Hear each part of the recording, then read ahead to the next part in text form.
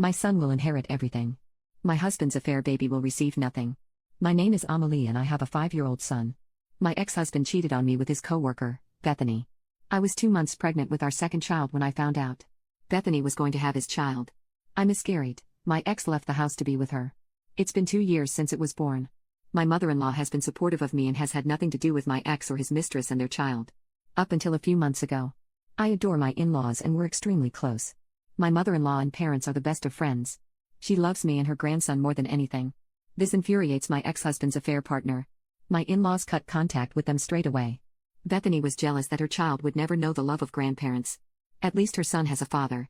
This brings us to the problem. Unfortunately, my mother-in-law has been very ill for a while and so she's updated her will.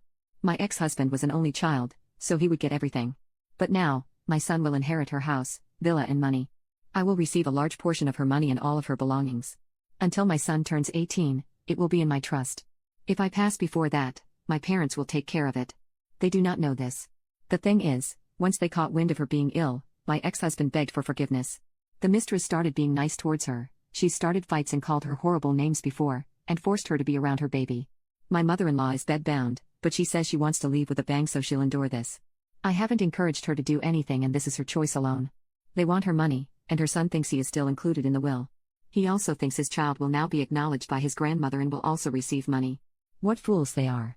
Now, my mother-in-law hasn't actually said she's forgiven them. She despises her son and his mistress for tearing apart our family. She wants to reward those who deserve it, and get revenge in one go.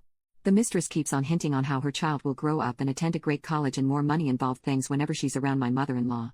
Actually, mother-in-law's niece, my cousin by marriage, has overheard her on the phone discussing what wallpaper she wants in the dining room when she moves in and how my mother-in-law has no taste whatsoever.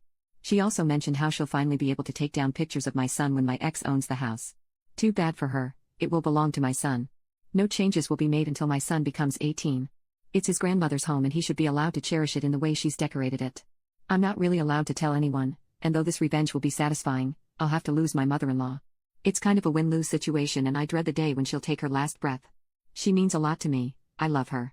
She wants this for her grandson and has said that she cannot rest until she knows her son and his mistress have been punished.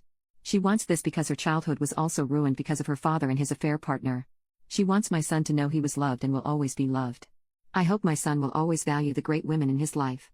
I wish he had more time with his grandmother. Edit. Those who are angry at me for not asking my mother-in-law to include my ex's new child, I can't do anything about that. Yes, I'm happy, and that's selfish, but I'm going to put myself and my son first. That child contributed to my miscarriage and is one of the reasons why my son has not had a father for over 2 years. I can't change my mother-in-law's mind about him. I do pity the baby, but it's not up to me to fend for it. It's not my responsibility. I've tried talking to my mother-in-law but she's had her whole childhood ruined because her father made his affair children his top priority. This is why she wants nothing to do with it or her son. He knows that. She went through so much because of cheaters. Yet he decided to do the same to her. He has seen his grandfather favor his aunt and uncle over his mother.